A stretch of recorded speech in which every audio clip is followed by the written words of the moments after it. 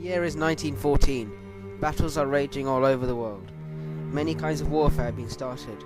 The newest, the fight for air supremacy.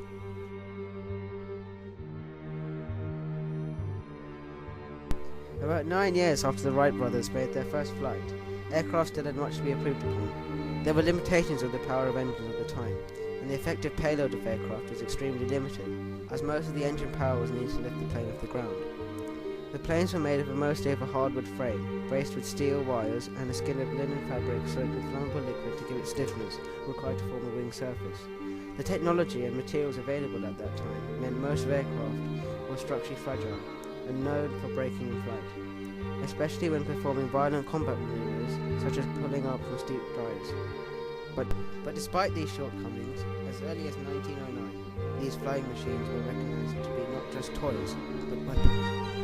In the early days of the war, the man called Bertram Dixon was the first to think of using aircraft in war.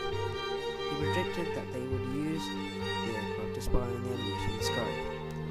This did catch on later, and the first use of an aircraft in war took place on the 23rd of October 1911 in the Italo-Turkish War, when Captain Carlo Pizzo made history's first reconnaissance flight near Benhazi in the Beloit level. Planes were there to pinpoint the enemy positions and analyze the battle. They did this by using simple black and white cameras.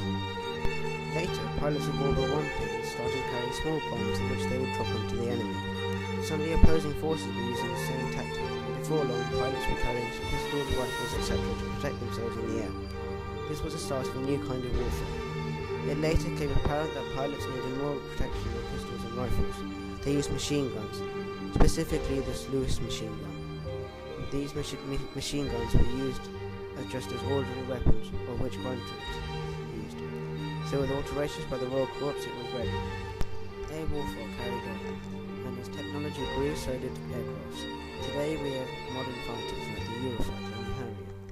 They are all very advanced, but underneath it is the same basic design.